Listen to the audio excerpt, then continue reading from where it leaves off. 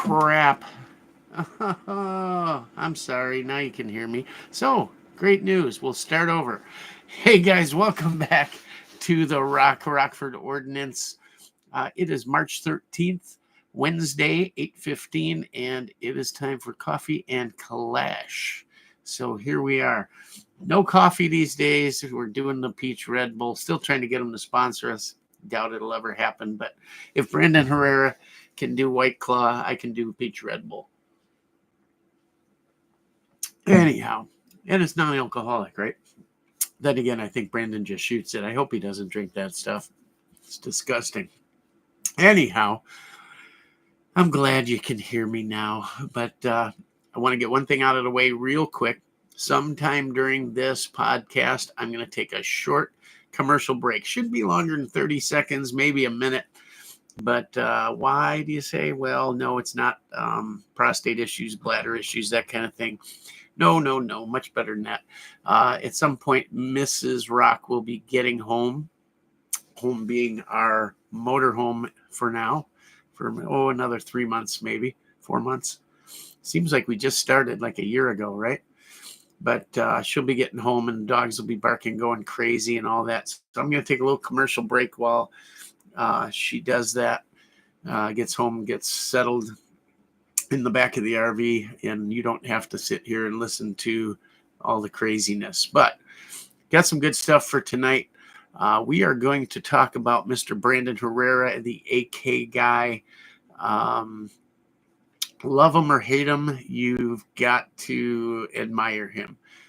He's done a hell of a job. So we're going to talk some more about his campaign and what's going on there. We're going to talk about what else? AKs. And anything else firearm related, industry related, Second Amendment related. We're going to get into all that. And as always, if you guys are new, the chat over here, make sure up at the top you hit live chat, not top chat. And if it says top chat, click it. It'll go to live chat and you get more of the chat. And everybody in here, super cool. Nobody's going to bust you out for a dumb question or something. There are no dumb questions. You want to talk about something firearm related, you want to ask a question, go right ahead. We let the chat kind of lead the channel here, and we'll talk about what you want to talk about. So I started saying no, I'm just kidding. I started saying when you couldn't hear me and the microphone wasn't on, that Ross77 is here. Good to see you, man. Glad to have you as usual. Joe Mercado is here. Mike Dickerson, thank you for the call out on the audio, bro. That is, thank you. Brandon is killing it now. Yeah, he is, isn't he? I told the story a couple times in last week. I won't bore you with it, but I started out sort of annoyed with Brandon Herrera, jealous. I'm happy to say I was jealous at the time. Young guy starting out AKs. I'm also happy to say he really didn't know what the hell he was doing when he first started. But he has so much get up and go gumption, just a love for all of this that he just leaps and bounds, man. Everything from starting his business, his channel, becoming one of the top gun tubers around, running for the House of Representatives. Just an incredible young man. I wish we had more like him out there. I'm sure we have some in our audience too. I try to do my end here and just bring a little more information to the 2 or 3 people that watch us. But hey, we do our best, right? Anyhow, if you don't like smoking, you probably won't like the channel. I don't swear too much. Usually, we try to keep it family friendly, but once in a while I get worked up when I get on one of my rants. Yeah, did you hear about that? An ATF employee, not an agent, an employee, bookkeeper essentially, was at a local gun shop doing some kind of audit, counting beans, whatever they do. And guy came in to pick up a gun he had bought on Gunbroker, and she or he, I think it was a she, I'm not positive, doesn't matter, saw her way fit to install herself into the transaction and tell the local gun shop not to transfer the weapon, that she thought she smelled pot on him. Now, whether or not that's true, I doubt she's trained at rooting that kind of thing out. But either way, she's a civilian. She's not deputized, authorized, a police agent, ATF agent, what have you. Violated his constitutional rights, wouldn't let it go through. I don't know about you, but I've been in a local gun shop, actually a couple different places, and where I knew the employees there, the owners there maybe, and we're all sitting around doing what you do in gun shops, maybe buying something or just shooting a bull, whatever. And the door opens and a person walks in, or a couple people, and that wave hits you, that smell, and you're like, holy moly. Because today's stuff is not like the stuff we used to get when we were kids, or you'd smell at a concert or something like that. Today it's totally different. Smells like 10 skunks got run over by a semi truck several times. And everyone in the shop kind of looks at each other like, geez. And I do know of at least, I've seen it happen at least 3 different shops where they say, hey, can I help you? And the guy might say, well, I want to look at this or that. And the guy says, hey, guys, I don't really care what you do on your time, but when you come in here and it's blatantly obvious, and I mean blatant, I can't sell you a gun, just like I couldn't if you were intoxicated with alcohol. I've seen gun shops do that. And I thought to myself, well, yeah, that's a good thing, I guess. You don't want to sell something to someone drunk. Why would you want to sell something to someone who's high at that moment? And this isn't me, speaking out against pot or alcohol or anything. God knows I've had my fill of some of my favorite beverages. But that being said, I don't quite know if it's law or not. I would imagine that it is in some states. I don't know if it is federally, but they've all told me that they have the right to do that. But then again, I think they have the right to deny anybody to buy something from their shop. But some of them just said, all right, man, and walked out. Others kind of pitched a bitch and walked out and had some words. And the one time it happened, I just got the feeling that this guy was going to be back and it wasn't going to be fun. And like most gun shops, everybody behind the counter is armed. And then the guy behind the counter, older gentleman who's been there a long time, he said, man, I got a bad feeling about this. And I said, funny you should say that. I do too. Some guys you think are just, full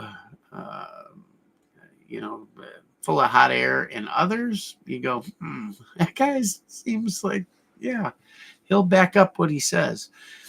Well, nothing ever came of it, but that's when we had a longer conversation about it. What do you guys think about that? If someone were to walk in, or if you were to walk in, maybe earlier in the day, or maybe at a medicinal thing in your state, or it was recreationally legal in your state, is it okay to be able to pick up a gun? Is it a violation of your Second Amendment rights? I don't know. What say you? I just don't know. I mean, if it's legal, fine, no problem. I believe it's true about alcohol, so why wouldn't it be with pot? But I don't know.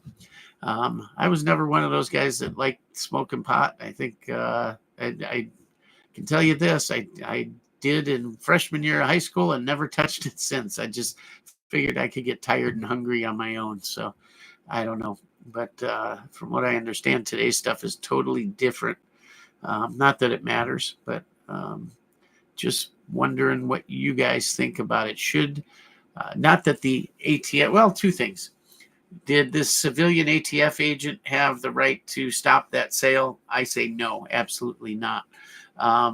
Legally, state or federally, do they have the right to do that? I don't know. Mr. Guns and Gadgets said that they violated the guy's rights. I assume he probably has a better idea than me, but I don't know. So anyhow, what do you guys think? Throw it in there in the comments, and if it's something interesting you want to talk about, we'll talk about it. Personally, I don't make a habit of getting hammered and going down to the local gun shop.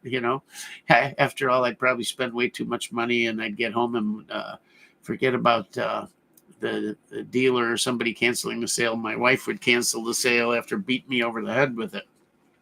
But yeah, I'd buy the place out. Here's the credit card. Let's roll. But yeah, anyhow, Jake Null stopped in here. I believe you can still get ticketed for OWI just like being drunk under the influences on it. Yeah, you can.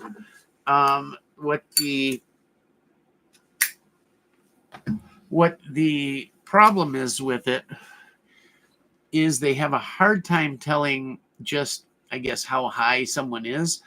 I think they do a blood test, and then there's a long waiting period. They got to send it in, all this, and it's something about nanograms or nano something in your system. And depending, there's arguments depending on, how often, or is the person a chronic user, or do they smoke every day? Do they smoke once in a while? All this stuff. And it's really not as clear cut as a DUI, but yeah, you can certainly get an OWI for it. Illinois has recreational pot that anybody, I guess, of adult age can go in and buy. Wisconsin, where I live now, does not. So it's weird around the state line. I'm sure there's lots of people crossing the state line trying to figure out how to get whatever they need. And I wonder how that's all working out. I haven't heard much in the news since that all happened. And we were down in Illinois a lot when it did. And there were a couple dispensaries in the area there. Me, when it comes to that, and again, I'm not against it. I'm not telling you what to do. You're big boys and girls. You can do whatever the hell you want. I'm of the opinion that if you don't bother anybody, you aren't hurting anyone, God bless, do what you want. That goes for a lot of things in my book. I'm one of those that likes to live and let live, and think that's how it should be. The same way I think about property rights and everything is the same way I feel about that. Zoning, all that stuff. If you want to have 3 junk cars and 2 old refrigerators in your front yard, or maybe you don't see them until you mow your grass, I'm good with that, man. It's your property. You pay the taxes. You own it. God bless you. Do what you want. Now, if something starts infringing upon my happiness, whether that's someone infringing on my property, or maybe something they're doing is directly infringing on me. Let's say you're dumping glow-in-the-dark toxic waste and it's flowing onto my property. Well, that's another story. Or maybe I guess it'd have to be a pretty bad smell, because I'll deal with, we've got a very large dairy farm not far from here. And we've actually got a big goat farm not far from here where they milk goats. Thank God we don't have a pig farm, because those are the ones that smell. To me, cow farms, that just smells like the country. I don't know. It doesn't bother me. But hey, I moved here. They were here first. So, I'm not one of those where they come to the neighbor. Don't you love those people? They come to the neighborhood, and you've been there 10 years, 20 years, 50 years, 100 years, and they think they should be able to tell you what you can and cannot do. Those people just bother the hell out of me. And never fails, right? It's always the stuff we like to do. Like, I've belonged to, let's see, at least one for sure, gun club, where they had been there for at least 40 years, maybe 50, 60 years. And I was a member there. We were full active members. My dad was, the whole family was. We shot trap there a ton. There was a pond that we shot out over. And when it was founded, and even until the 70s and 80s, it was kind of the sticks, it was a northern suburb of Chicago. And of course, like anything, suburban sprawl took it over, and they started building up around it. Now, every one of those people that bought a house surrounding it knew that that was a gun club and knew that they shot at least twice a week, and knew that they shot sometimes at night under the lights, never any later than 10 o'clock. But it was known. You could see it. There was nothing blocking it. You could see it from the highway, actually. And it started with somebody dropping a dime and saying, oh, they're shooting lead into water. Well, this was a private pond. And we had a service come out twice a year and remove the lead from the pond, recycle it, and we would buy the recycled lead back to load shotgun shells. The members would. And it raised a lot of money for the club. But they tried to do that. When that wouldn't shut it down, actually, I was a member of two clubs. I just thought of another one. Anyways, fought it for a while, and eventually push comes to shove, and guess what? You're out. So that same club then moves further north out in the sticks, which was really the sticks, even in the, even up to maybe 20 years ago. And they open another club, bigger, better, more money, all this stuff. And they're still going, but I don't know how much longer. They built all that up now too. Now maybe they got promises from the town, whatever, I don't know. Then there was a famous one where they shot the Illinois Police Olympics, lots and lots of big shoots, and a lot of important people shooting there. It was in Lincoln Park in the city of Chicago on the lakefront. There was a trap club there. We belonged to it. My dad shot the Police Olympics there. We'd shoot all the time there. And you shot out over Lake Michigan. Well, of course, the lead in the lake became a problem. Not that all the toxic waste that was being dumped in there from the Chicago River for over 100 years, and the PCBs and heavy metals that were in every fish, so much so that you couldn't eat them, and certainly pregnant women couldn't. They had guidelines of how much fish you could eat. Granted, they were cleaning up the lake, but guess what? That lead, that type of lead, doesn't do anything to the water. Anyhow, and they would recycle that too there. They'd get guys in to get it. But they closed it down because, Chicago, right? Can you imagine? At one point, you could roll on into Chicago with a couple 12 gauges and shoot 400 or 500 rounds a night right on the lakefront in bougie Lincoln Park. And now you can't have a gun unless you're an outlaw with your big clipazine hanging out and your 100-round drum hanging out. And, don't forget your little Glock switch, too. Yeah, that's okay. No problem. And you don't go to jail, and you don't even have any bail.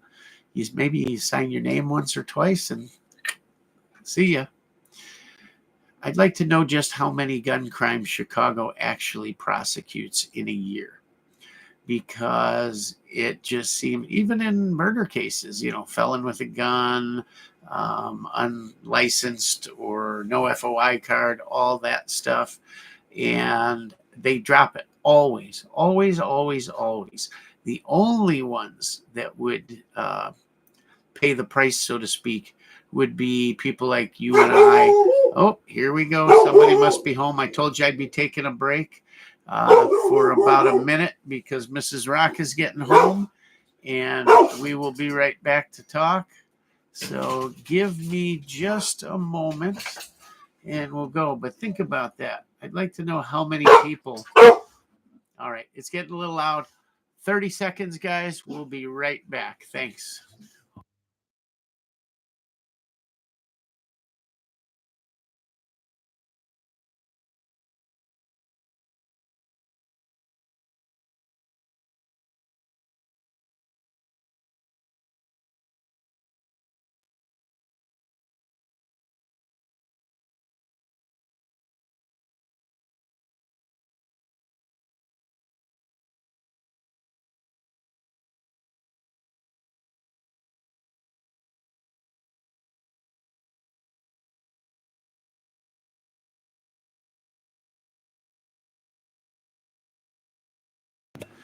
All right, we are back. That was pretty smart on my part. Just open the door, let the dogs out. They run out there, they greet her, and everything's good. But she'll be walking in here in a second because there's the dogs and there's Mrs. Rock. She had a rough day. You're kind of cute though, hon. Those little riding pants. She was out horseback riding. So I got my guns. She's got her horses. That's her hobby, and she enjoys it. And it gets her out. So hey, maybe we can get into cowboy action shooting, and she can do that where they ride the horses and shoot the balloons. That looks hard as hell. I've seen some of those do it, including ladies, and wow, incredible. I mean, those horses are getting some, and they're still shooting and hitting those balloons. I do think they use shot shell rounds on those when they do it. But still impressive. But yeah, so that was two gun clubs that I know of closed down that I personally knew of. Lincoln Park just closed, period. The other one was called Northbrook Sportsman's Club, and it moved to a town called Grays Lake. And then it's still up and running as far as I know, bigger and better than ever. But yeah, they got kicked right out of Northbrook. And it wasn't even, I mean, you had a highway on one side, and they built subdivisions on at least two of the others, and maybe there was some light industrial in the others, but they got kicked out, and that was that. So I don't know. Anybody have anything like that happen by you guys? Because it's interesting when it does happen. Let's see who has checked in here and see what's going on. Yeah, Brandon Herrera, we're going to talk about him in a minute here and his run for the House of Representatives. Pretty damn impressive. And whether you live in the state of Texas or not, we need to get behind him. And money is what it takes, guys. The bottom line is money. Think about this, though. Here's a kid that starts out as a gun tuber, not knowing squat, puts together a super successful channel, does the things like the AK-50 project, which there's a new video coming out on that. It's almost done. I mean, the thing's pretty neat.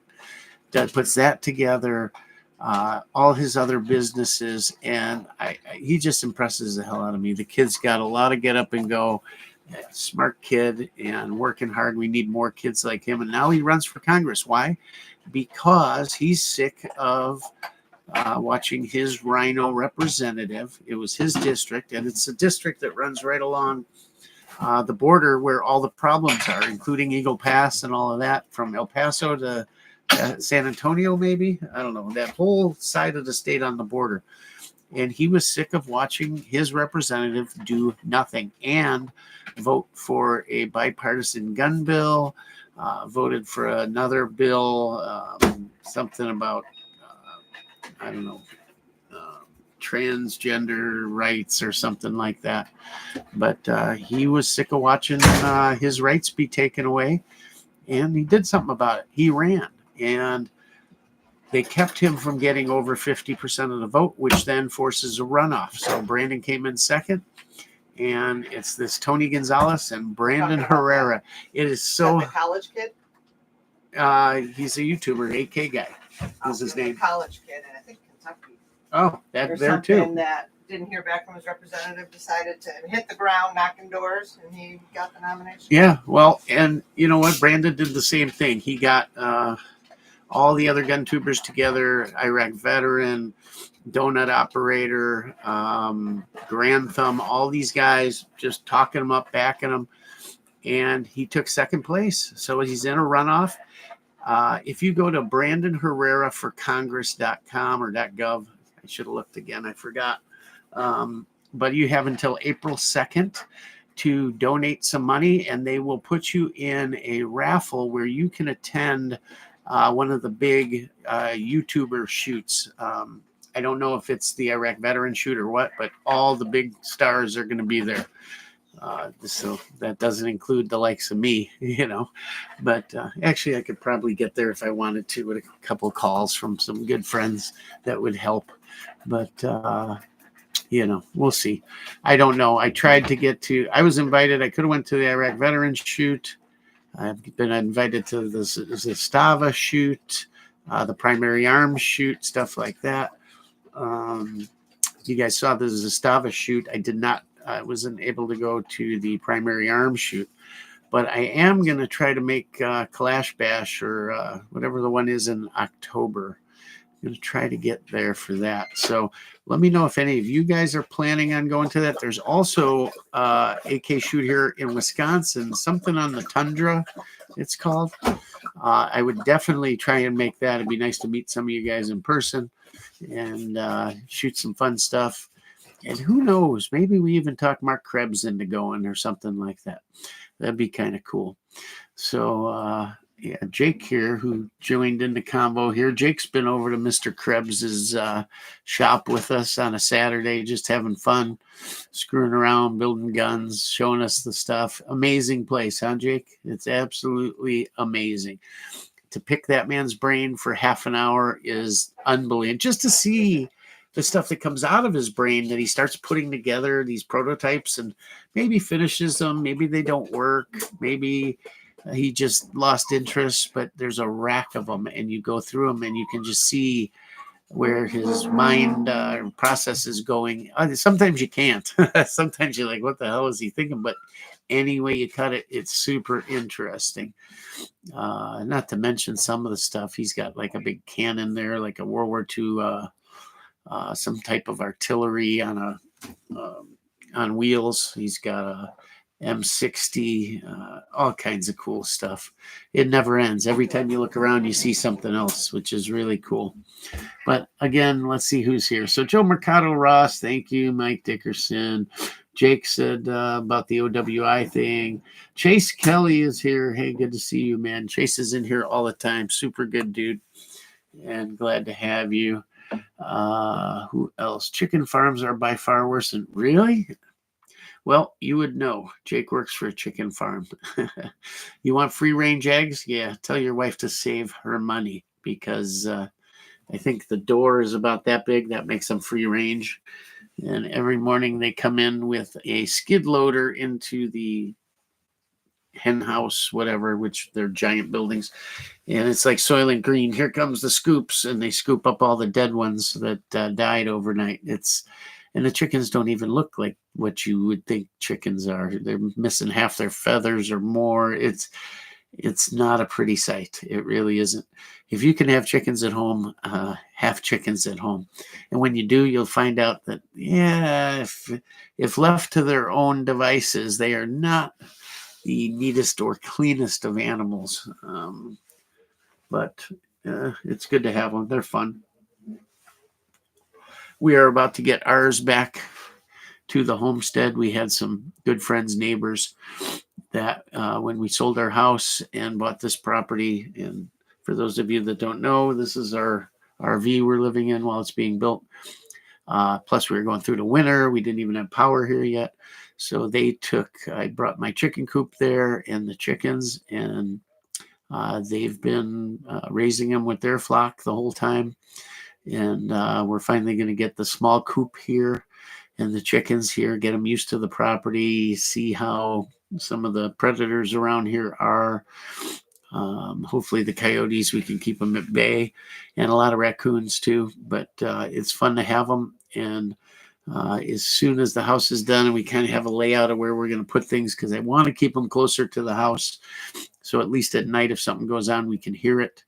We'll finish the large coop and run that I started. So, and eventually they'll free range like they did at our other house. And they're great to have.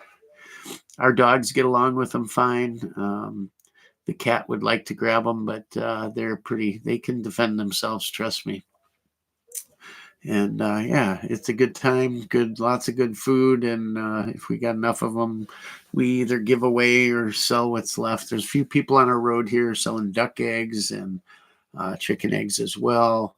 Just like our last home, we have everything on this road. We can get beef, chicken, eggs, duck eggs, vegetables, milk, just about anything we want. Goat products, goat cheese, goat milk, all within a mile of here. It's nice to have when you get out in the country and you start meeting your neighbors. And yeah, it's cool because you're not just for the goodness of it and how much better it is, but if something did happen, hey, at least you've got some neighbors that you're friendly with, and you won't starve, right? Anyways, if you've never had chicken eggs from just a local person, you ain't lived till you had them, because the yolks are way darker, more orange, and they're delicious. They actually have flavor, which a lot of us have forgotten about what they tasted like when we were kids, because it's a slow process of everything going downhill. But yeah, they are delicious. We don't do meat birds. My wife can't bring herself to axing them. But maybe I can talk her into trying a few. We'll see. Because that'd be great too. I started rabbits one time because I wanted to have rabbit meat. My wife has her grandmother's recipe. It's incredible. I love it. It's one of my favorite dishes, and she would make it for me once in a while with domestic rabbits. But once we had rabbits and they were the kids' pets and they were showing them, yeah, it went from number 1, 2, and 17 to fluffy and hoppy and whatever. And yeah, then they can't face the guillotine then. So that was that. And if I can't eat it, I don't want to feed it. So anyhow, yeah, so we're here. This place is coming along. We have, quick update on the homestead project, and then we'll get back to the guns. So the carpenters, the framers, I should say, are pretty much done. Everything is framed out except the porch, because that'll happen later once the cement is poured. And there's a covering for the porch that they haven't finished, but interior walls, exterior, everything is framed out except the lower level. Windows got here today. And man, windows, there's the one in our great room, which is a wall of glass, 16 feet. This thing is huge. I can't even believe it. But incredible views. It's going to be awesome. It's coming together. It's under roof. The roof goes on next week, and rough plumbing starts next week. So we are moving right along. As soon as the plumber is done, HVAC will meet with him probably the second week he's here and talk a little bit. Then they'll get going. And as he gets toward the end, then the electrician comes in and does his thing. And then it's on the drywall next. So, and other stuff along the way, fireplaces, chimneys, things like that. This week, the end of the week, we're going to pick out cabinets and bath fixtures and all that stuff, appliances. And so that'll be fun on Friday. That's when it starts getting fun, when you get to pick stuff out. I still don't have my pole barn done. The driveway leading to it is done. We ran too late in the season, and frankly, the house is running over budget right now, way over budget. So it may end up pulling some or a lot of the pole barn money in to keep our house in line, the budget there.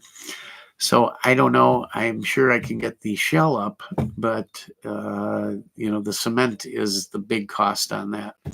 So we'll see when spring comes, but it's kind of put on the back burner for now. Obviously, we need one, so we'll get there. I've got Amish company or group of guys that are going to put up the building. They can do that in 3 days, so it's not a big deal. And then they'll come back. Another company will come do the cement. And I've met a few neighbors here that know some guys that cheap. And you don't want to half-ass it, because you want a nice, the walkway covered, sit there and an apron around it, maybe a sidewalk or whatever. I don't know. I'd like a patio off the back of it, a small one, because behind it, my idea is to have a small door off the back, because just behind the pole building. It drops off into this, the farmland just rolls there, and there's this big swale and then the wood line, and it's just be a gorgeous place to sit in the evening with the sun setting and have a beer and a barbecue and whatever. As part of the barn / man cave, I think it'd be awesome. Have friends over, and frankly, we could do a shooting range off the back there too. I could even have my what do you call it? Shooting benches there, because I want to build some covered real nice so we can shoot in the range. It'd be nice to have a target system. I don't know. We'll see. It's all you can dream, right? But definitely a great place for a range and everything else. So other big news, and then we'll get back to Brandon Herrera. So we had a huge rainstorm. First, with our road coming in here. For those that are new, we put down big rock and then smaller rock, but we left room to put like a finish coat of 6 inches or so of the smaller gravel on top and finish it off once construction was done. We left it like that so cement trucks and all the other construction crap coming in and out wouldn't destroy the new road. And it was very wise we did that, because they built through the winter, and everything that pulled out of the home site construction area brought huge mud onto the road and coated the road that deep in mud.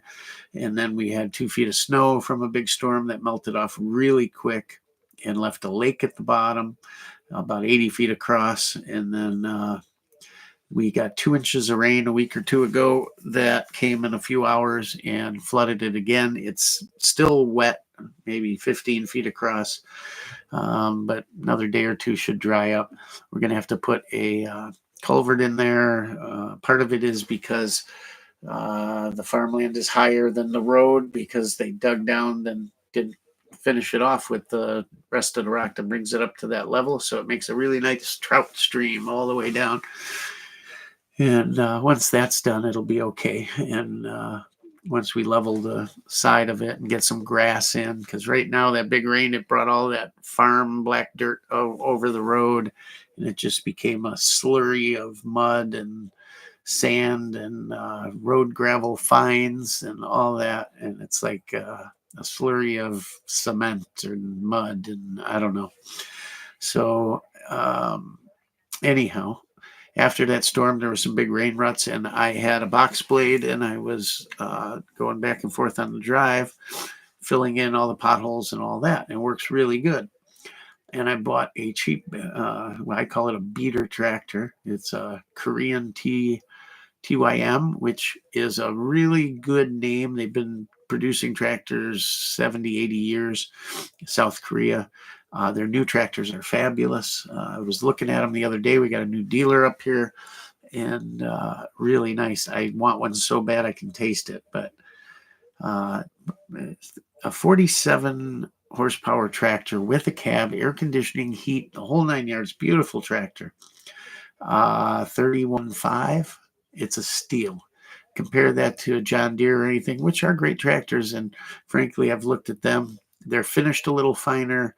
The finishes and fit wise and all inside the cab, and even the tractor in general, are nicer, but they've been doing it longer. By no means are these cheesy. They're really, really nice. All the options are not stripped out. Nice tractor for that kind of money. John Deere, same tractor. I'm probably talking 70 grand. I don't know how anybody affords that. Let alone one of these at 30 some grand for a tractor. But when you've got a road like this and other stuff, you need to be able to take care of it. And anyhow, I have an old TYM, like a 2008, faded, lived most of its life outside, but runs super well. It's pre-emission, so nothing to worry about. There's 35 horse, and it's got a 5-foot box blade on the back.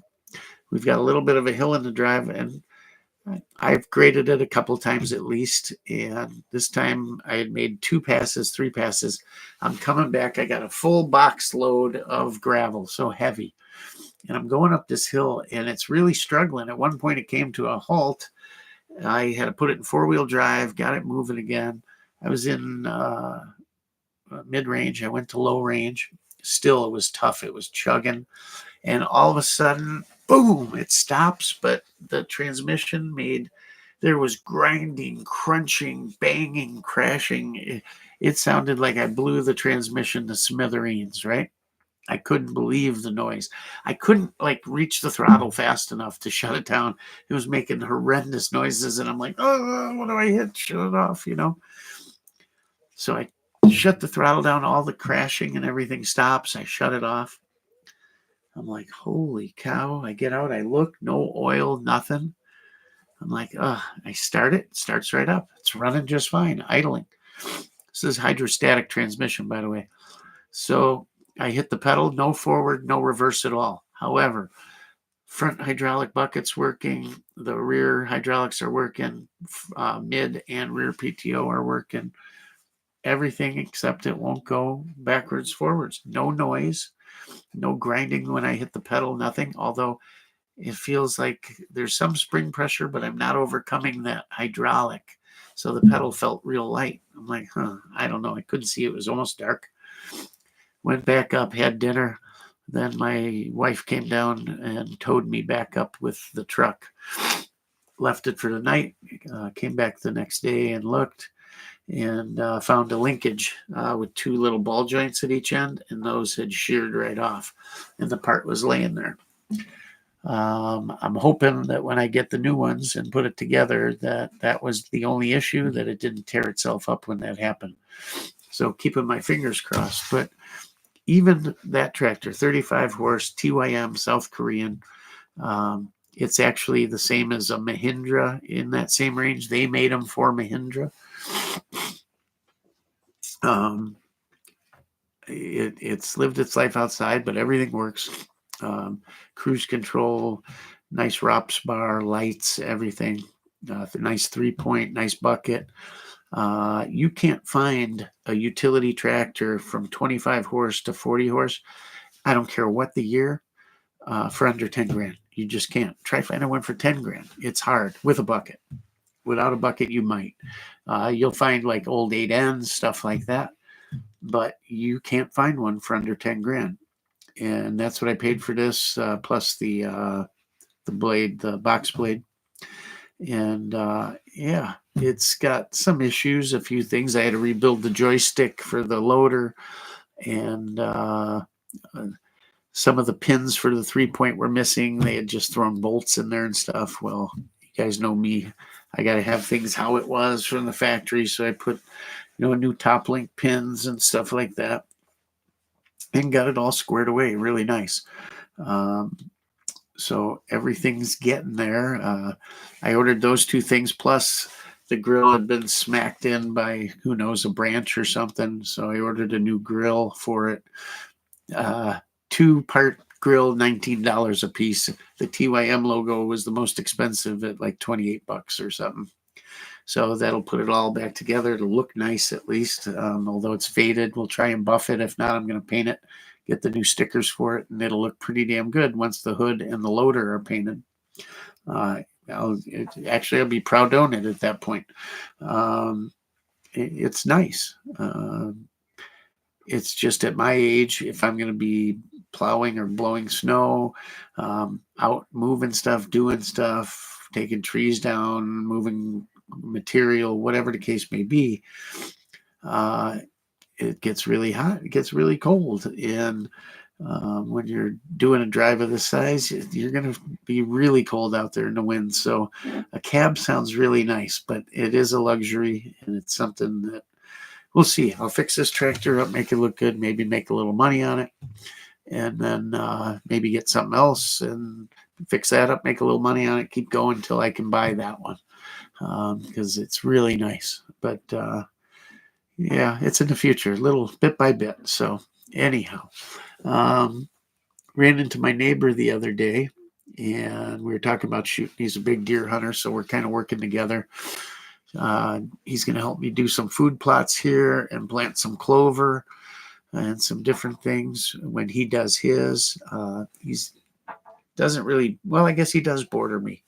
He's behind our one field, but he's got a really nice little area where he puts his stands up and all. Really nice. It's picturesque back there. And we got another neighbor who's plowing down every tree he sees and all kinds of stuff. And my neighbor's cameras came up missing, his deer cameras. So my neighbor, this other guy, called me one day, said, "Hey, I found a camera and a deer stand out on our on the easement. I have an easement through his property to get to my the back acreage on the property."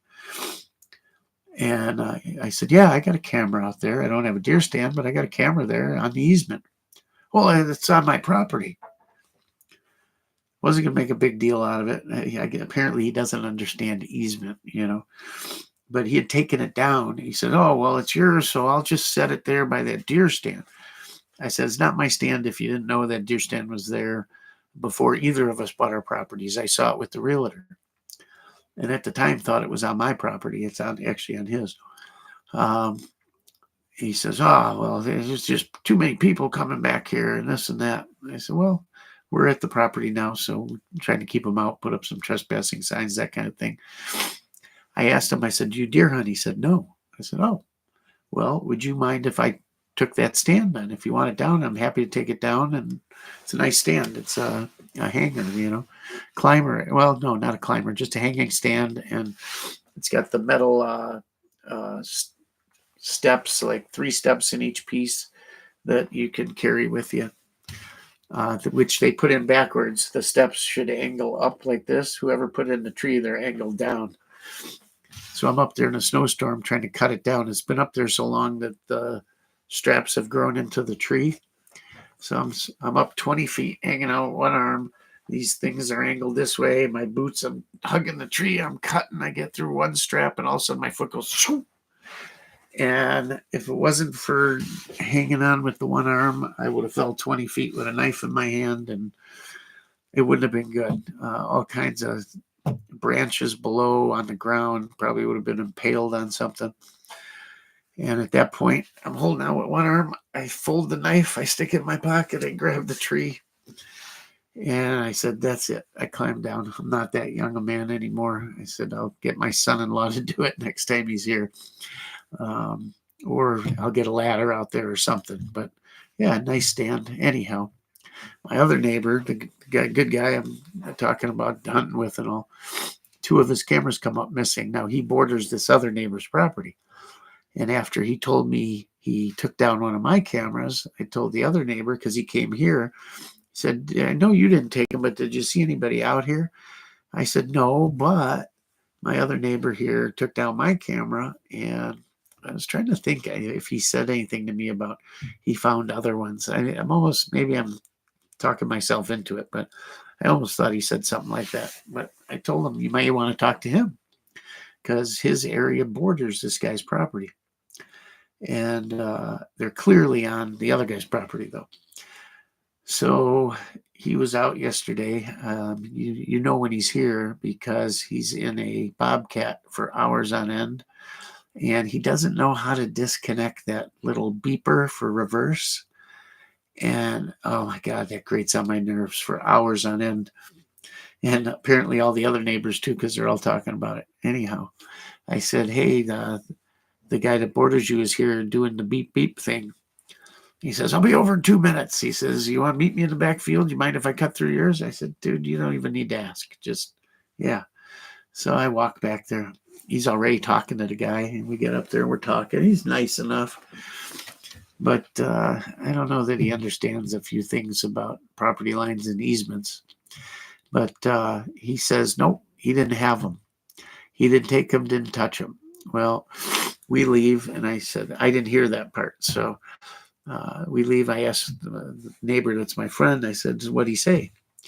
He said, "Well," he goes, "I think I scared the shit out of him." He goes, "I walked up and go, 'I'm missing some cameras. Did you see any cameras?' And he said, no. But maybe if you had approached it a little different, maybe the guy would have said, 'Yeah, I found them. I didn't know whose they were.'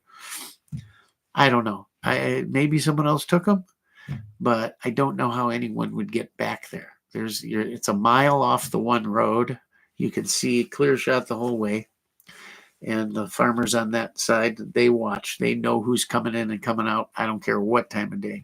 The other guy on this side, he's an old guy, same thing. He knows. He calls me when he sees he said, someone's out there with a flashlight. I'm like, hey, he sees everything. So I don't know how someone would get across both those huge open spaces not being seen and or get back into his area that's, pretty heavy cover, hard to find unless you knew it was there. I don't know. I don't know what to think on that, but yeah, isn't it lovely? Nobody can just leave the other guy alone. It's amazing. So anyhow, Jake says chicken farms are worse than pig farms. Well, I'm glad we don't have any chicken farms around here. Someone named Gort is in here. Good to have you, man. Hope you're hanging around. Hillbilly Nitro USA. Cast lead is very stable. Imagine if they realized all the lead musket balls from the Civil War are in creeks. Yeah, right. You can still go to battlefields all over the east and central, well, not even east, but into the Midwest and South, and find musket balls all over the place. They find them everywhere. People, landowners find them. Cannonballs they even find. If they knew how much lead comes from the ground, for Christ's sake. And yeah, you're right. When you're talking about cast lead, first of all, it's cast lead and usually chilled, right? It makes it harder. That's why for trap shooting and any kind of lead shot, they chill it and it makes it harder, so it breaks the birds better. That stuff's super stable. It's not like it's dissolving in the lake, It settles to the bottom. It even sinks into the bottom way down, and it stays there. It doesn't bother anything. It's a bunch of crap. If you pheasant hunt, you've probably eaten more than your share of a couple pieces of shot, maybe even broken a tooth. But yeah. ET, Arsenal KUSA Zastaba. Yes. So he must be a fan. I'm familiar with Herrera's channel. Yeah.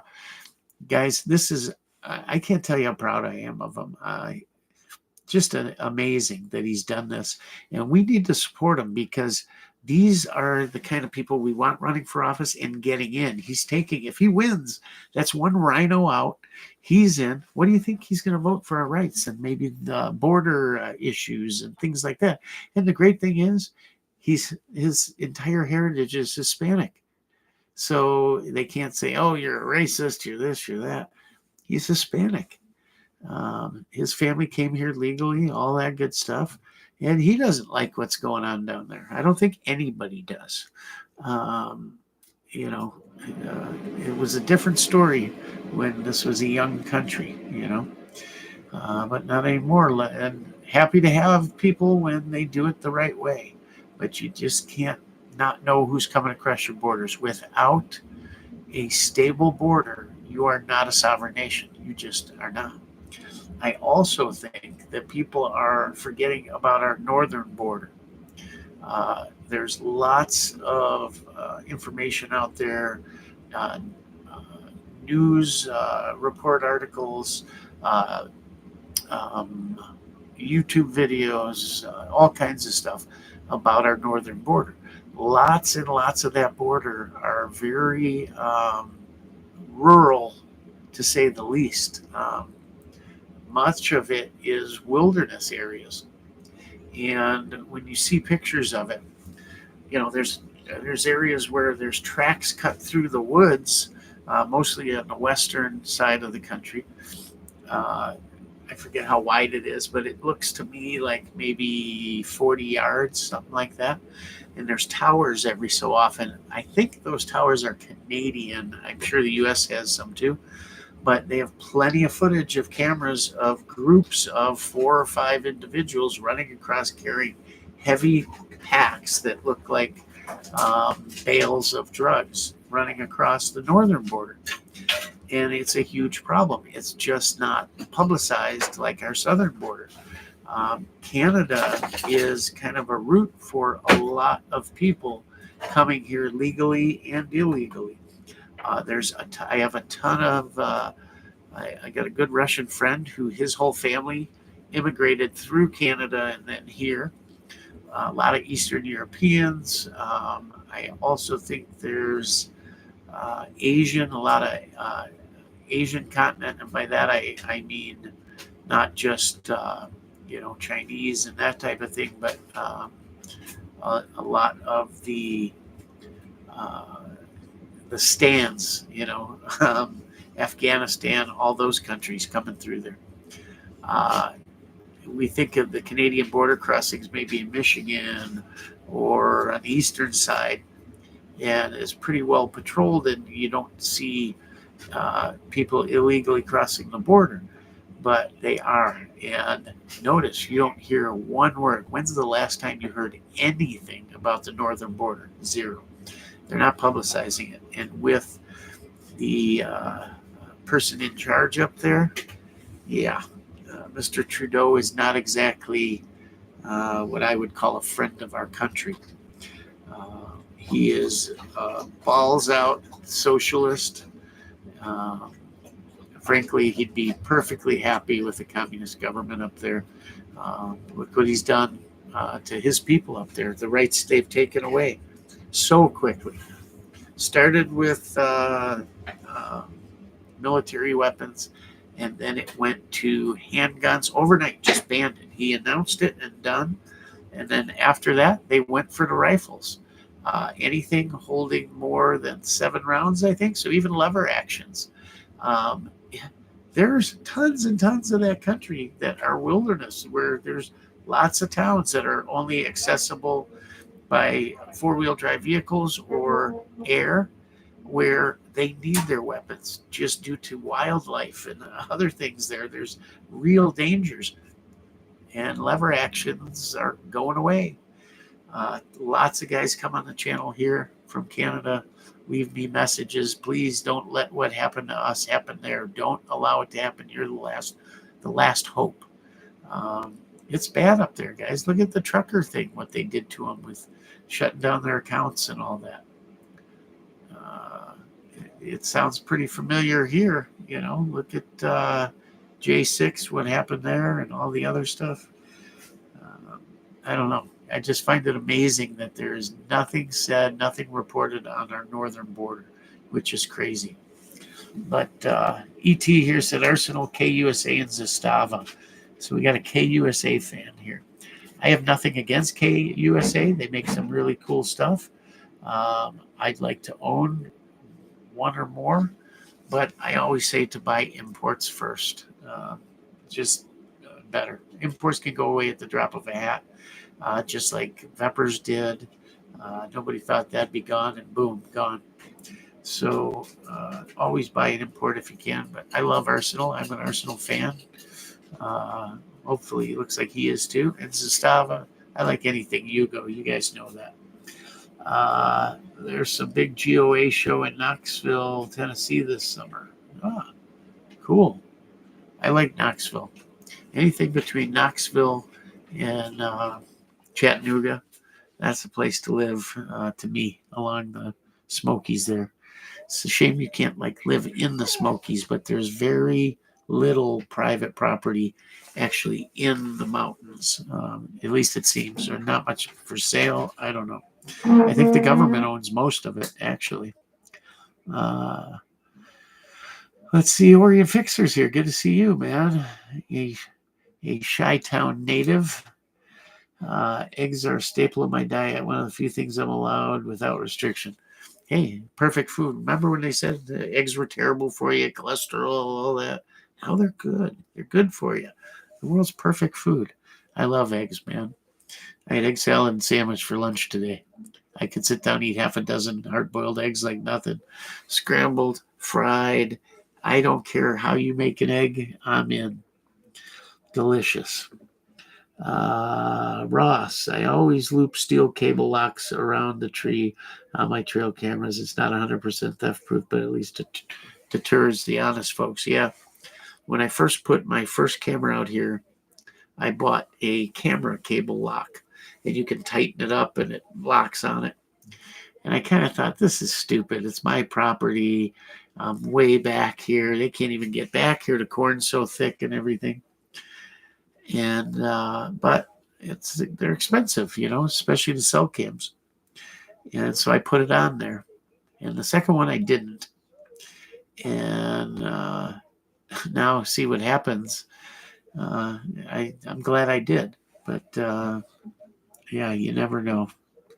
And like I said, the thing with cell cams, if they steal those and don't turn them off, or maybe turn them off and later turn them on, at least my cams will hook to either network. Mine will hook to either AT&T or Verizon, whichever is stronger, automatically. And when someone turns that on and a few seconds go by, bling, it pops up, and I immediately get an alert. And I know where my camera is within a few feet. It's a pretty neat system. Let me see if I can pull the app up here. I haven't used mine in a while. Yeah, well, here, Happy Holidays. There's the app. You can't see it because of the light, but Spy Point. And no, yeah, I disabled the service for right now, but yeah, I got an app and it pops up. Let's see if I can show you here. Yeah, camera status settings. Where do I see where it is? Let's see. View on map. Bling! Look, shows me right where it is, even in the field, the exact spot where my camera is. How's that? Pretty amazing. See the little, oh, why can't you see it there? Wow, that certainly is weird. There's an orange spot thing here, and it's not showing, and maybe it's just, there it is. See it? It shows me right where my camera is on that trail there. So someone turns it on, and bingo, I know where it's at. So my neighbor's hoping somebody turns his on. And he said, I don't care what time of day. He goes, I'm going to come running. He's going to find his cameras, and God help the person that's got him, because he's a big farm boy, man. Very friendly, but holy Christ. I'm like, this guy break me in half.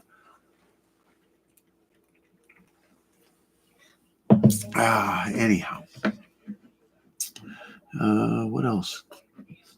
Chase can't stay long tonight. Super early into base tomorrow. Yeah, no problem. Talk soon. Oregon, I love eggs too. If I could only make poached eggs. That's something your mom makes. I don't know how to do that either. But they are good on toast, right?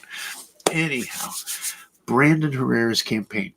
So while I think he got 25% of the vote, maybe, and the other two got like 14 and something.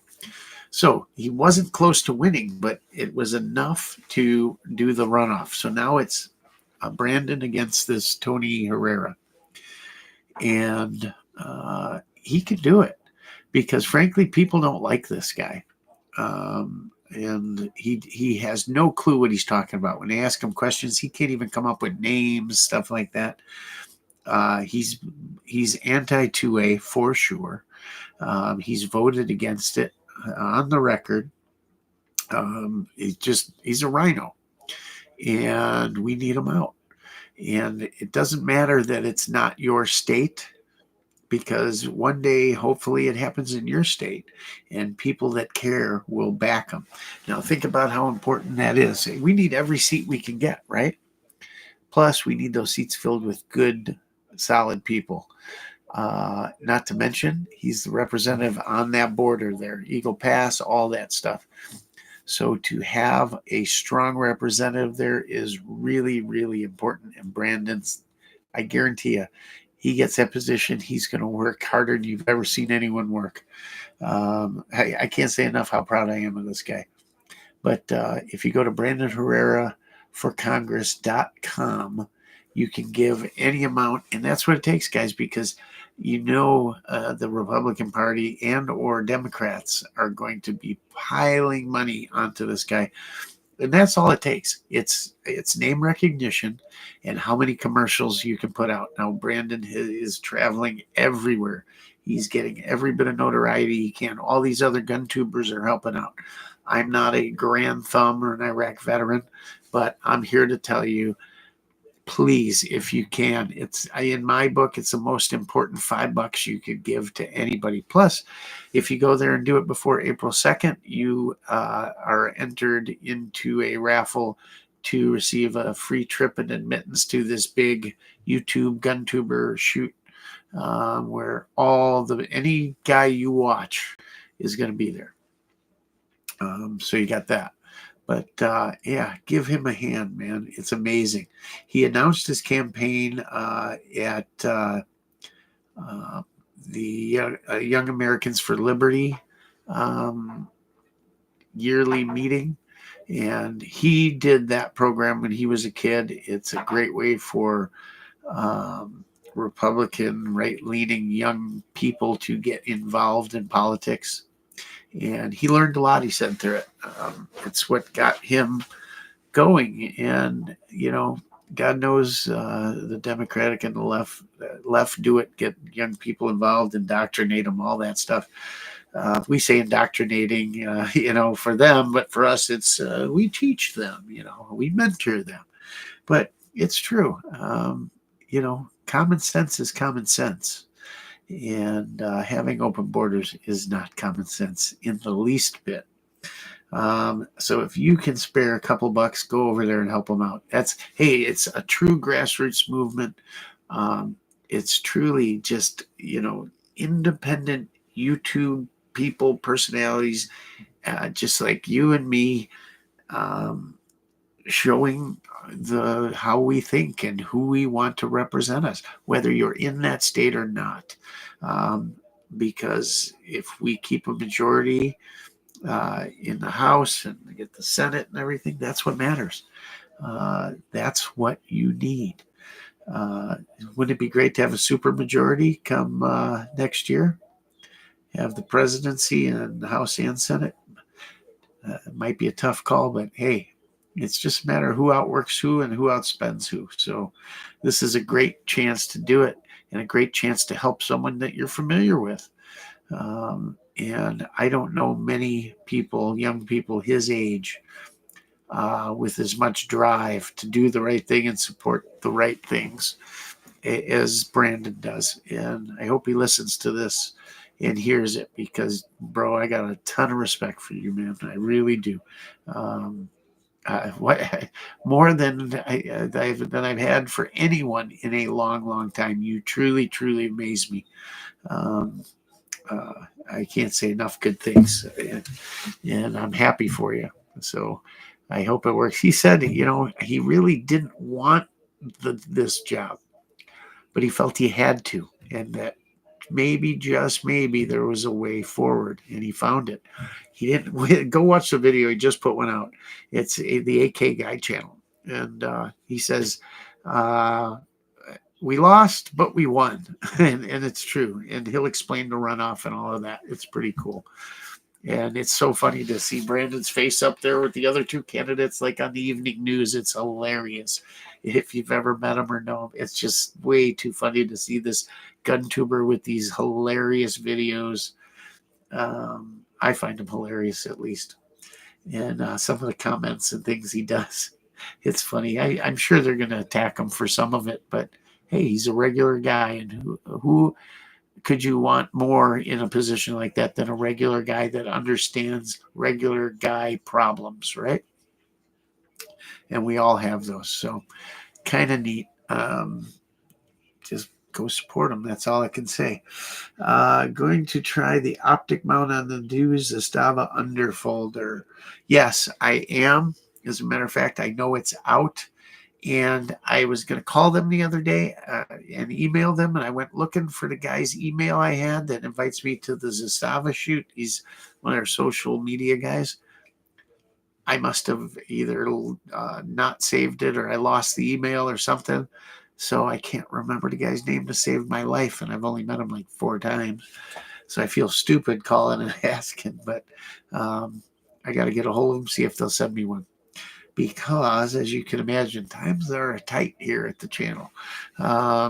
Anyhow, yeah, let's, I haven't mentioned it, but there's a thing down there called Super Chat, a little dollar thing. If you click on it, You can give any amount of money you want, from a penny to $1 million, anything in between, and all of it goes toward the channel to bring you cool stuff. And now that spring's here, we're getting settled, everything, more and more videos. I got 2 waiting, and I can't do them because my hard drive blew up. Just died. Lost every video clip I ever had, except for these last 2 that I downloaded into the computer. And I got to get up, but I can't really do it without this new hard drive. So, yeah, the money goes towards stuff like that. Just keeps it moving forward.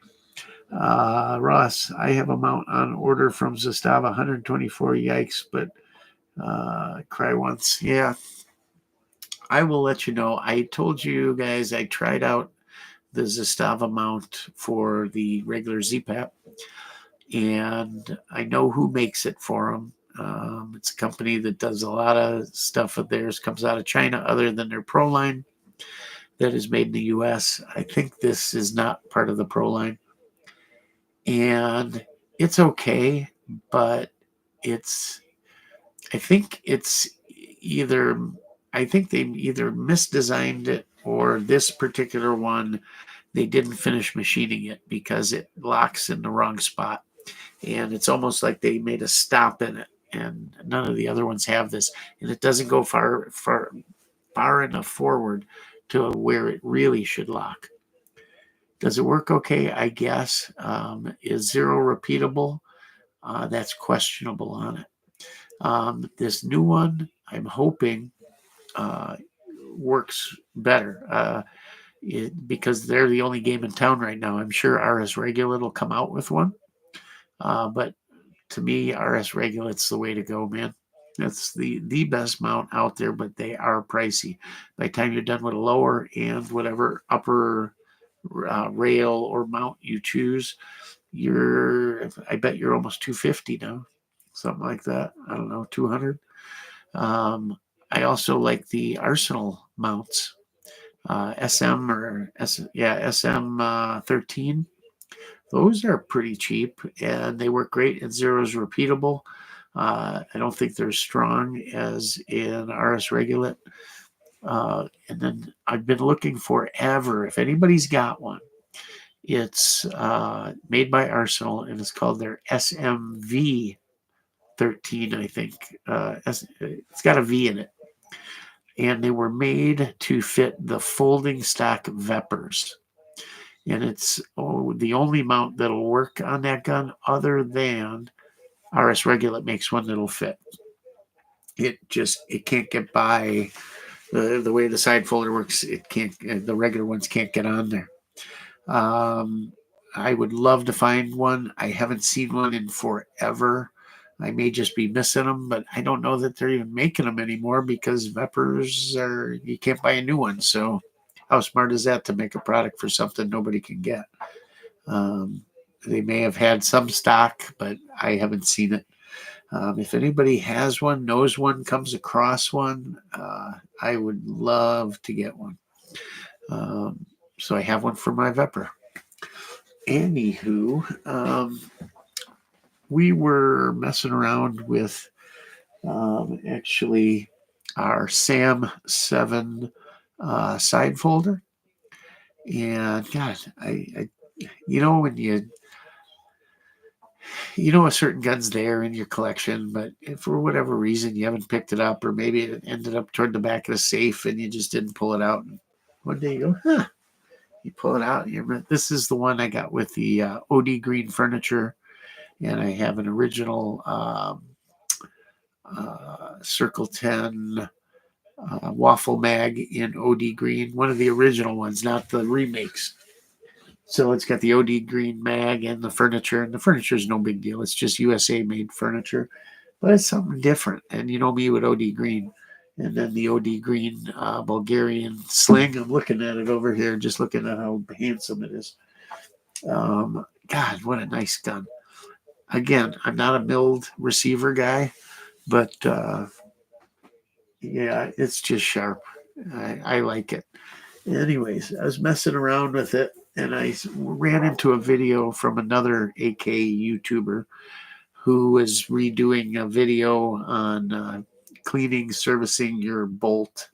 And I guess because he sells a little spare part bolt kit or something with I think it comes with a firing pin, retaining pin, the ejector, and spring and pin for that. And he was showing how to take it apart and clean it and everything.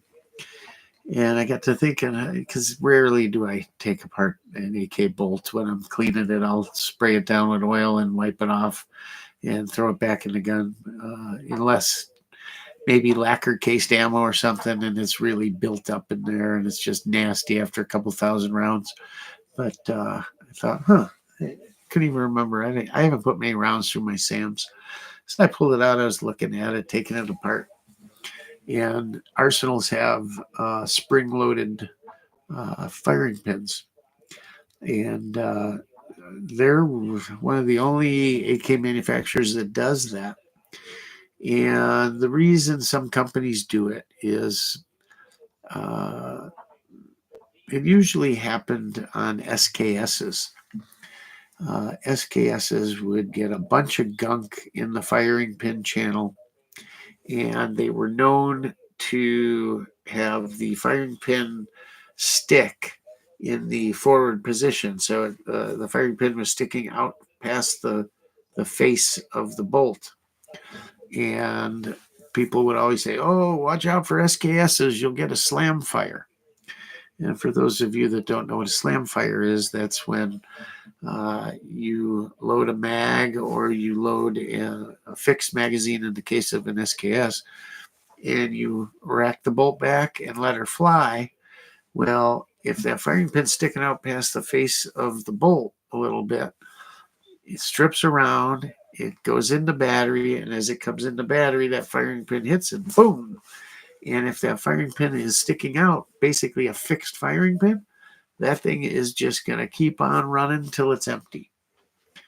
And that can be very dangerous. What if you're, and I'm not saying this is a smart thing to do, but I guess 99% of us do, load your defense weapon for your house in the house, right?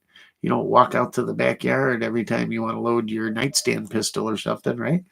You throw a mag in, you rack one in, maybe you take the mag out, load another one in, put it in, and go, right?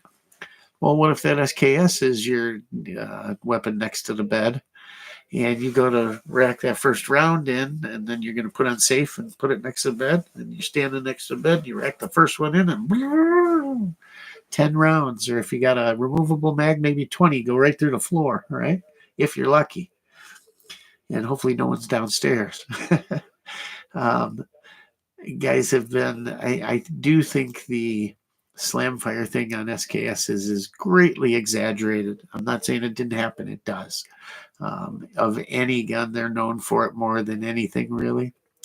And technically, you think, well, that could happen on an AK. Yeah, it could. Because what better way to test a bolt? You always take the bolt and shake it, and you listen for that firing pin moving freely, right? Well, as a safety precaution, or maybe their lawyers recommended it or something, Arsenal put a spring in there that keeps the firing pin back, and anytime that hammer falls and hits it, that force overcomes the spring and allows the firing pin to pierce the primer on the cartridge casing. So they use a spring in there, and a lot of guys don't like it. They'd rather not have it. And you can take the spring out, and I couldn't remember if I had taken it out or not. And of course, I shook it, and it was quiet. So I thought, well, it's in there or it's really dirty, and I know it's not that dirty. So took it all apart and everything, and pulled the spring out and put it back together, and life is good. Some guys have I think, an unfound fear with their ARs. So if you own an AR, if you've ever shot an AR, and let's say you're shooting a few rounds, and you stop for whatever reason. Maybe they are clearing the range to go check targets or something, and you still got rounds in your mag, so you take the mag out and then you eject the shell that was in the chamber, and guys will look at that cartridge and look at the primer on it and go, oh my God, it's dented. It's dented, man. My firing pin hit it, but it didn't go off. It happens, I'd say, and I'm talking across the board on the ARs I've owned, which is a lot of ARs. I know that I have a single gun that doesn't slightly dent the primer. And it does it when it's chambering the round. That firing pin must have just enough force to come forward and just barely, but it doesn't go off now. And that happens all the time. I guarantee you guys take your AR, rack one in, and don't fire it. Take it out, and you'll see it's been dented. I don't know that I've ever seen an AR where that didn't happen. But I guess if you had tolerance stacking, and I don't know, maybe, firing pin was a hair long and the bolt was machined a hair short, or whatever the case may be, maybe it could happen on an AR. I've never seen it happen ever. That's part of the reason military ammo for the 5.56 and even AK military ammo, the military primers are harder, so they're harder to bust the cap, basically. Let's see, CCI's military primers for the AR are, I think their part number is 41. The primers are known as 41s. And then they also make primers for 7.62 ammo. But I think they mostly mean those for 308. But there are AK primers too that you could use. And they're just harder than a regular CCI, whatever it is, 500 or 400, I forget, 200, I don't know. But that's all I use is CCI military primers. Just a little harder and less risk of something like that happening where it could pierce it if something was slightly out of line. And I shouldn't say pierce. You don't want a pierce primer, but can't fire the primer. So it's always a good thing to have that too, which you may not have on just, target 223 ammo or something like that, or hunting rounds, that type of thing. So keep that in mind. But yeah, I was taking that apart, and then I remembered about one bolt I have in one of my M70s, where either Century or possibly when the gun was still in military service before it became a parts kit, somebody bent one of the retaining pins in the bolt, and try as I might, I can't take that bolt down. Just can't get it out of there. Can't get the pin out no matter how hard I drive it, push it, whatever. It's in there to stay. So when that firing pin breaks or wears enough, I guess that bolt's garbage. I don't know. At that point, I'd probably run a drill through and fix it. But yeah, for now it stays like it is. But yeah, somebody bent the piss out of it somehow, probably pounding on the wrong one before they took the other one out. I don't know how they did it. It's quite amazing, actually. But yeah, I was going to do a video on that, the spring-loaded primer or spring-loaded firing pins too, and show you guys up close and personal. And we'll also bring you one on our AK side mounts. Not just the Zastava one, but show you some of the different ones we've chosen to use, whether they're RS Regulates and their different iterations. You can get a forward biased, rear biased, full rail, micro red dot rail or mount, all of those. And then the Arsenal brands, the Zastava brands, and then there's some other Chinesium out there that we can show you too. But yeah, let's see. Suchinoka-Z. I missed that last bit. Looking for VEP or something. The early Robinson plastic pistol grip stock. I've seen quite a few of those, but never a stock floating alone. No, I was looking for Arsenal makes a side optic mount for all their other AKs. It's called an SM13, I think. Well, they made an SMV13, V standing for Vepr, and it's one of the only side mounts that fits on a folding stock Vepr. That's what I was looking for. And haven't seen one in a long time. And anytime I think of it, I ask viewers here if they've seen one, come across one, seen one on one of the auction sites or something to let me know, or if you have one you want to get rid of, because they're not making them anymore, I don't think, because why would you? Veprs aren't around anymore. There is an RS Regulate, but I like those Arsenal mounts, and I thought it would be cool to have with an Arsenal mount with the Vepr that came through Arsenal. So, yeah, if you know, it'd be cool. Yeah, looks like those Zastava mounts are about $1.25, huh? Yeah, the regular one for my M70 as well. Mine is the same locks before it's all the way on. Yeah, they didn't machine out the back. It hits the back and stops. They should have machined it all the way through, and they just didn't. I think they think it's right. Or what's the company that makes them for them? It's 3 letters. I can't remember now. You got a lot of Chinesium, and then, like I said, their U.S. line. I wanted to say ALG. It's not ALG. I know that. Can't think of the company. Make all kinds of cheap AR and AK accessories and crap. And other than their one line, it's a lot of it's junk. But I think that they think they did it right. I don't think it's right. Should have been UTG. That's it. Yes. UTG. And I hear their ProLine stuff is really nice. That's stuff made here.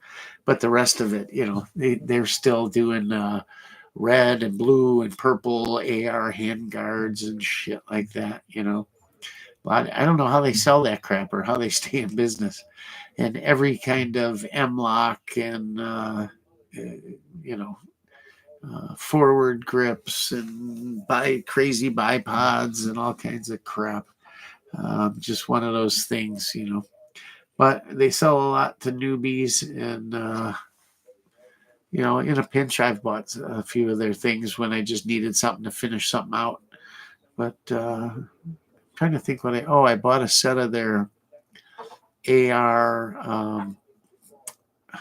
I want to say backup sights, but they're actually metal, and they sort of looked like. What did I buy them for? For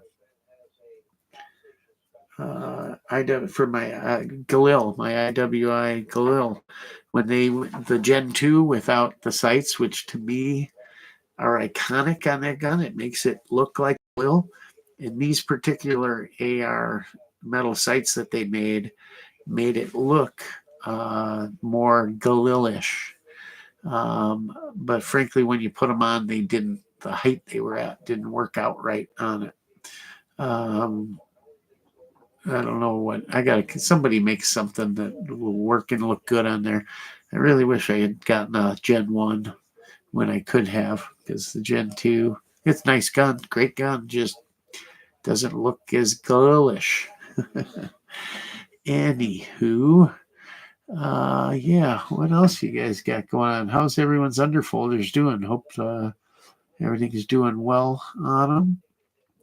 I really want to get that Zastava rail because it's long, for one, which means I'm actually going to put my EOTech on there because I like EOTechs. I mean, who doesn't? I mean, EOTech is kind of the gold standard or one of the gold standards.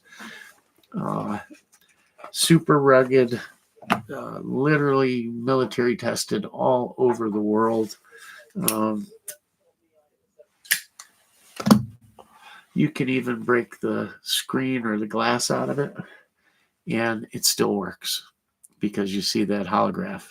But they also make one of the best magnifiers in the business.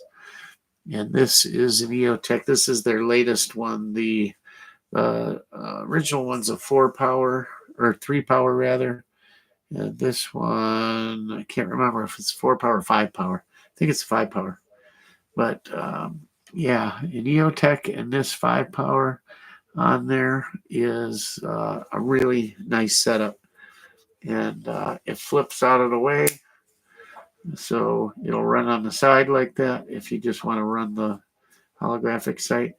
Everything is super heavy, quick release. So if you want, you can just pop it right off.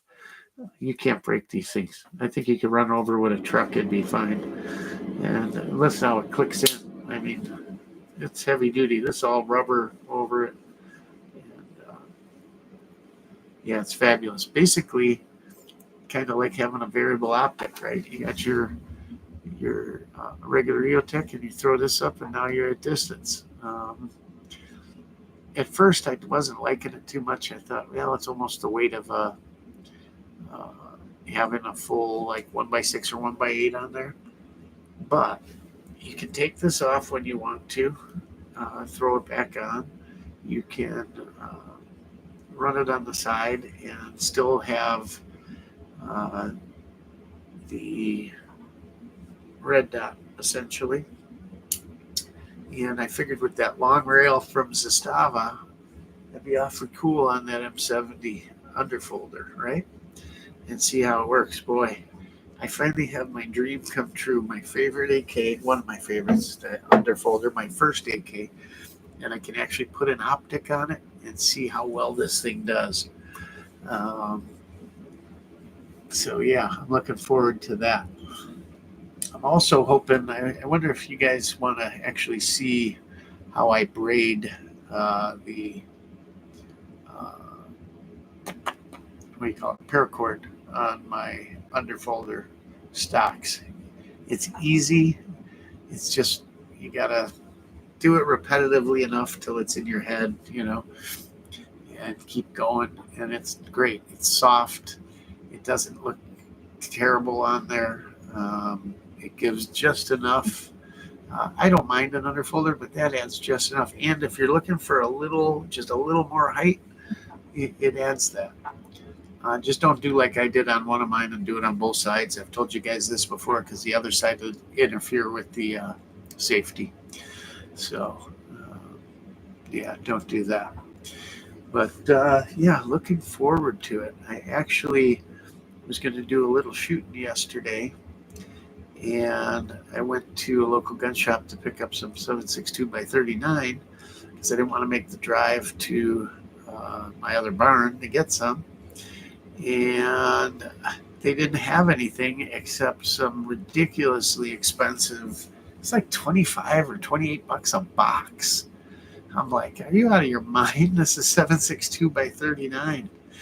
I don't know what you guys are seeing out there for prices, but our big box stores here, everything's still pretty cheap for, well, everything but, 45 long cold went up and has never come down. It's all like 50 bucks a box. But, your standard 5.56 stuff and all that, still relatively cheap. 9's come down, not as far as it once was, but considering the inflation of everything else out there, it's still pretty reasonable. Guns have went up a little bit, but not the same amount that other things have, like McDonald's, for instance. So there's still some deals out there. So if you're looking for deals, it's not a bad time to go shopping. I don't know what is on the menu next. There hasn't been much out there grabbing my attention. Anything out there grabbing your guys' attention? Anything on the wish list that you'd like to pick up that you see come out, or something new at SHOT Show or something where you went, man, I got to get me one of those? What's the hot new thing? I haven't seen much of anything really that is tweaking my curiosity. I don't know. What about you guys? Throw it in there if there's something you're wanting to get. I'm trying to think what the last thing I really wanted was. And I guess the last one was, well, my Uzi, but that's not something that everybody would just run out and get. I'm talking newer product. My HK, which, by the way, we got to do some more shooting with that baby. And I really got a yearning to break out my Scorpions. God, I love those guns. Just love them. So great. And I got to get on I got to go buy a silencer. We're Wisconsin now. Silencers are fair game and have all we want. So, yeah, I think the first thing we'll do is get a silencer for the old HK. That's iconic, right? Something with the tri-lug. Yeah, why not? How cool. I think that's next on my agenda. But the last gun that I really wanted, I really didn't care about getting the underfolder because I had a ton of M70 underfolders, just not one actually made and built by Zastava. Mine were all M70 AB2s that came in from Century, but still, same difference, right? Actually, I think my Century gun runs way smoother than the new one, but that's because that gun's got ridiculous round count on it. But the last gun I really wanted was actually not an AK, it was an AR. And Colt had those, I don't know if you'd call them limited editions, but the U.S. Army property M4s that had cage codes on them. Some were left over from orders put in for while the Afghanistan and Iraq thing was going on. And yeah, I wanted one bad. I had it lined up because I wanted, some had just the uppers had cage codes, but the lowers didn't. Or some would and some didn't because they ran out of lowers before they ran out of uppers. And I found one that had the cage code on both and everything, so it was legit, built for the military. And it was one of their collector ones, and I really wanted to grab it, and I didn't. And now they're all gone, and now I'll probably have to pay extra money. But just wanted one. I thought it was cool. And there's still something about a Colt AR. And I've got one that I've never done a review on. Not a review, but showed you guys and done a video on. It is a true Colt M4 pattern AR-15, and it's the few years back, so before they went to the laser etching and all that. And yeah, it's the right model number and everything. And it's just basic as basic comes. It's like an issue M4 essentially, but without the happy time or happy ending, I guess, or whatever. But yeah, why not do one on that? I've done one on my other ARs that we've done. And hey, we're not just an AK channel, right? After all, we're Rockford Ordnance. Ordnance includes all kinds of stuff. So yeah, maybe we'll at least do a tabletop on it, something like that. I don't know. Why not? I love shooting ARs. I'm not one of those guys that makes fun of the AR guys, and I like it all. I think if you're in the firearms, you need to be into all of it. Let's see. So, what is Mr. Sachinoko? Am I saying that right? Such an Okozy. I know that's something I should know what it is or means or something. Such in, I don't know. Oh yeah, the stock wrap would probably be appreciated as a tutorial. Yeah, it's nothing special. It's a Cobra. If you look up Cobra Stitch, that's basically what it is, I think, if I remember right. PSA's new Krinkoff clone in 556 looks kind of cool. I like the plum wood version. I'll have to take a look at that. I haven't seen it. There was a batch of those type of Colts available last year. There should be another soon. Yeah, it was last year. And they had the cage codes and everything. And they were just cool. I don't know. Some, U.S. property of U.S. government or whatever. Neat. Just neat. Something to have. And they had some M2s, I think, also. Yeah, I think they did.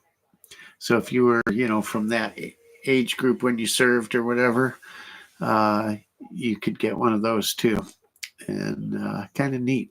FN's got a collector series out. There is a whole nother collector series that every manufacturer that manufactured ARs for the government, whether it was FN, Colt, whoever else out there, all put one out, and it's part of this collector series. I don't know how many guns were in it, 5 maybe, but kind of neat. But this is separate from those. This was different, and a bunch hit the market, and they were everywhere. And a lot of guys didn't know that, the upper or lower may or may not have the cage code. And then I think there was something else. There was 2 cage codes, maybe. I can't remember, but I had found the right one, the real right one. And it was, I want to say, $1,200 maybe. I don't know. It was a lot more than the regular Colt at the time, but I don't know. That Krinkoff sounds cool, and I like the plum idea. I've got some brand new, I guess you'd call them new old stock, plum Russian furniture that I just stumbled on back in the day and bought a few sets and put it away, forgot about it, and never really done a plum gun. I do have an arsenal that came with American plum furniture that I kind of liked, but that came off for something else, I forget. But yeah, real plum Russian furniture, like the grip. If you're just looking at it and you're, let's say, fairly new to AKs and you don't know, what are they talking about plum? It looks black to me. Well, the way to tell is stick a flashlight, an LED flashlight up in the grip, and it'll glow purple, plum color. And then you got plum, because some are hard to tell. But you're saying that one from PSA is plum wood, huh? So they stained it plum? I think that's how you say it, right? Sounds pretty good to me. I remember the special release M4A1. Yeah. Let me know if you find an extra set of that 74 plum. I think I have 2 sets. I know for sure I have 2 sets. I may have more. I don't know. But it's waiting for something. I don't know. I guess it was waiting for a Sega, the right one. And just haven't found it yet. That's not, as much as or more than my first car. So I don't know. We'll see. What else you guys got? That's about it for me tonight. Unless you guys got something else, I'm happy to stay on. You know me, I'll go 3 hours if we need to. But the other thing, so I guess if I could find one of those Colts, I would be hot and heavy for one of those. I've sort of been thinking about an HK, but not our full size, getting a K model. I was debating when I bought mine, but I figured, why not have the original, and or the iconic, I guess you'd say. But the more I look at a K, oh man, I'd like to have them, and the prices come down. I mean, those things, whether it was the K or the full size, were running like $3,200, I think, at one point. And now I think I saw one the other day at like 2,500. That's a pretty good deal. Pretty good deal. So I don't know. Thinking maybe that there's a Canic, believe it or not, that I kind of like. I like Canics to begin with. I think they got the best trigger stock for a striker fired handgun. I think they have the best trigger, shortest reset, nicest trigger in the business. And I've got a TP9 SFX, which is kind of like their race gun, if you could call it that. But they make this one now that's got, I don't know, it's kind of like OD green and black and just cool looking. I don't know. Refresh my memory. Is that Colt M4 the one they issued for a while that has the quad? Yes. And it came with the actual K, what's that other aftermarket manufacturer? Yeah, it's the SOCOM is what it was. The SOCOM. Came with the quad rail made by the approved vendor that Colt used, or that the Army approved, and they make the K. What is it? God damn it, guys! I'm getting old, losing my mind. I swear to God. It's it's a 14.5-inch barrel, so I think they gave you the extended SOCOM flash hider or can or whatever was on it. That's the one. Yeah. It had the right expensive flip up sights. Yeah. Really nice. And I should have got one. Just a cool gun. You like that one too, Ross? I think they were just badass. I mean, there's not many ARs that I go, ooh, gotta have, But or if I do, I want to build it, Yep, I know exactly which rifle that is. I like those. Yeah, pinned and welded. Yep. Yeah, it's just a cool gun, and I hope they come out with another batch of them. But they're always slightly different, and then it's not the exact one you wanted. I don't know. Yeah, I like my MP5. Wouldn't mind a K model. I was thinking about the new Scorpion with the different mags, but what's the point to that? I've got the little one, and I've got the with the fake can. I really like that. That's the one I want to get the can on. I wish I could get that Osprey can, and that it fit under that handguard, because it just looks so cool. But I think in reality, the can that's made for that fits it is just a round can. But I like the shape of that Osprey and how it fits in there. But the way they did it, it's upside down essentially. And I don't think it'll work. I've had a few people say it does clear, but I don't know. I guess I could call Osprey and they'd tell me, right? But yeah, the Canic kind of went, but then again, handgun, I don't know. I really wouldn't mind getting a precision rifle, something in a like a chassis, or I tell you what I really like, the Q. Yeah, that thing is badass. Have you seen it? It's like a folding skeletonized stock. You can maybe get it in 6.5 Creedmoor or something like that.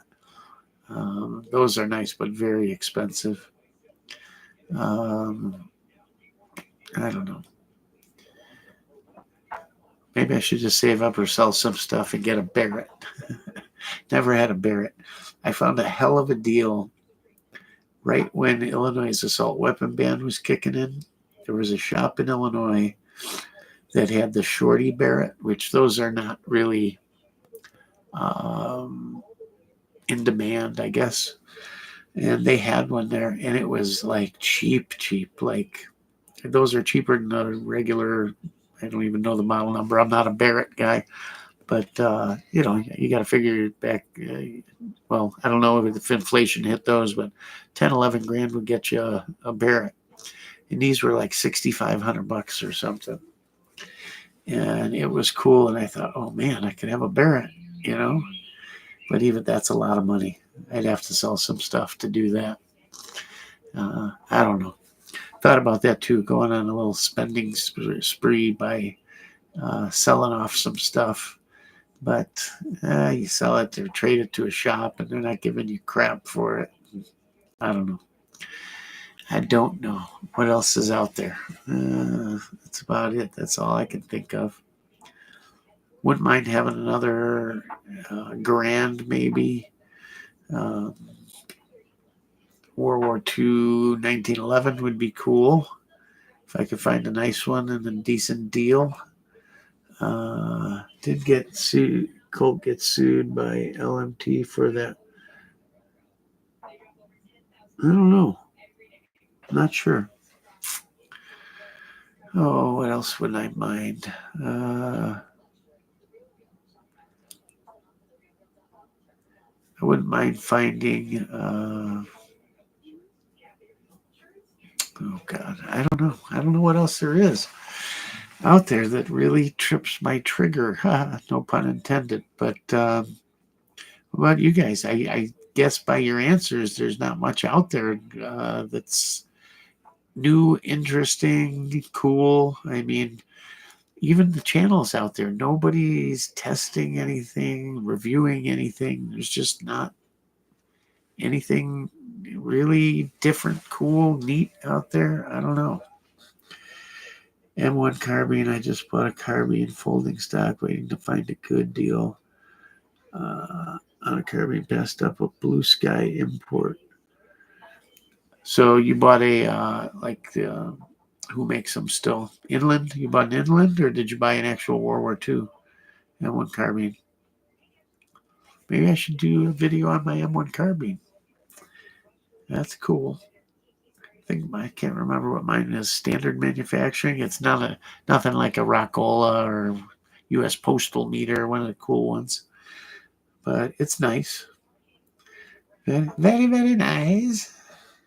Very nice. I don't know. I don't know, but I can tell by everyone's answers here. Nobody's throwing anything out there about something they'd like to grab. It's not the days of, oh, so-and-so, there's a whole new batch of this imported or that imported, old mill serps, this and that. There's nothing, right? I don't know.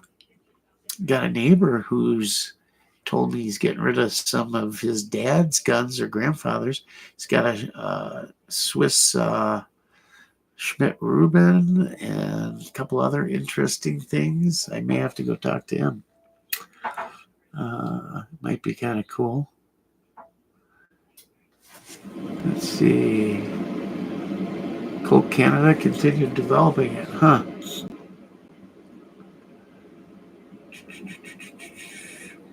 Just grabbed a reproduction folding stock someone local had for $100. I need to find it. Man, the last gun show I was at, there were M1 carbines coming out your ears. There was one guy there that's all he did. Another guy, all he did was Grands and K98. Oh, I wouldn't mind a nice K98, a shooter. We've got a Russian capture, but I'd like a shooter K98. Did you ever fire that? No, I have not. So that's another video we can do. I got to go get a microphone. I busted my microphone. Things are really screwed up, but it's getting warm out. That just means I got to hit Mrs. Rock up for some dough. I got to go get my my hard drive and my microphone. And then there's tractor parts. And then, the guns come last lately. So, you know how that goes. But yeah, that Hungarian has got... You talk about the perfect look. I mean, if you were a guy that didn't know AKs but just wanted one, it's like the perfect... like having the perfect AKM, but not with the Wasser shitty finish, impeccable, because this is pre-band, really nice blonde wood. It's just nice. Even the mag's never inserted, all wrapped. The thing's absolutely gorgeous. It's actually a shame to shoot it, but I should have never sold it. I had that PPSH copy. It was like a PPSH, but a 22 long rifle with a drum mag. Before I even got to shoot it, I sold it off. That was part of the deal. When I got that group of guns, I had to sell a couple to make up some of the money. And I figured she'd forget about it, but she didn't. She pushed me to sell them, so I offed it. But I also got a 22 and AK in 22. It's not really an AK. It looks like it, but really nice wood and everything for what it is. And it's got a drum too. And we could screw around with that. I ended up, nobody wanted to buy it. I could not sell it. I put it up for sale on one of the sites, and no offers. Nobody wanted it. But it's kind of cool. I don't know. It's sort of like any other import 22, except they figured out a way to make the same old receiver look like an AK and add the AK wood shit on it. Weighs a ton for a 22. It's got real walnut, everything. Super nice looking. Just not that nice. Not a real, not that it's not that nice. Not a real AK action, so to speak. So yeah, there's that. But nobody else wanting anything. You guys are all gunned out. You don't have anything you guys want. Wow, that's a rarity. Rarity.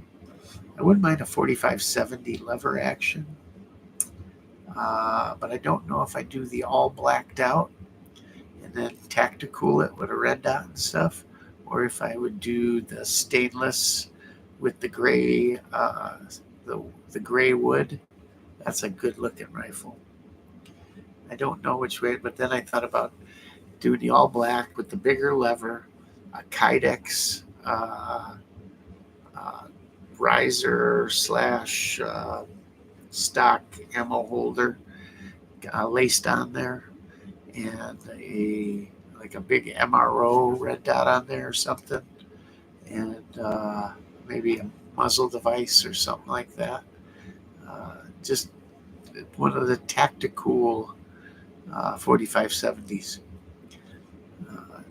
I had never shot one, and I shot a friend of mine's son who is from Alaska, moved back here and did bear hunting, was on Kodiak Island, everything. And he carried that with him up there, and I got to shoot it with some heavy hunting loads, and holy moly, it ain't something you're soon going to forget, let me tell you. It's got a little oomph behind it. What a great caliber. I don't know. But even with the guns I just rattled off, there's not any of them in there that I go, God damn, I just got to have one of those, you know? I don't know. It's like this lull in the industry or something. I don't know. We shall see, right? Anyways, guys, I'm going to call it a night here. We're right at 2 hours. And please go over to BrandonHerreraForCongress.com. And if not, just go to check it out. But go there. I know if you're not from Texas, it doesn't matter. If you can afford anything this month, this year, throw him a few bucks and help it out. It'll help all of us at the end of the day. It really will. And hey, he's one of us. And that in itself should make us proud for helping. Imagine if he wins. If he wins, that is the Cinderella story, right? YouTuber, young guy, supports Second Amendment, all that. Makes it. It trounces a incumbent representative. I mean, what an amazing story. What an amazing story. And you can be part of it. Go give him a few bucks. He's well worth it. And then go check out his channel too. It's way better than me. Way better hair too. Maybe not back in the day, but now. Although, I don't know. Pretty damn sexy. I don't know. For an old fuck. Anyhow. Guys, thanks for watching. Thanks for coming. Thanks for doing everything you do and coming over here to listen to me ramble. I truly, truly appreciate it. It's fun. It's great talking to y'all. Hopefully we do some good. We spread the word. We spread a little news, things you need to hear about. Um, and we have fun at the end of the day, right? So again, thanks for coming out. And as always, Rockford Ordnance out. Love you guys. God bless America. Good night.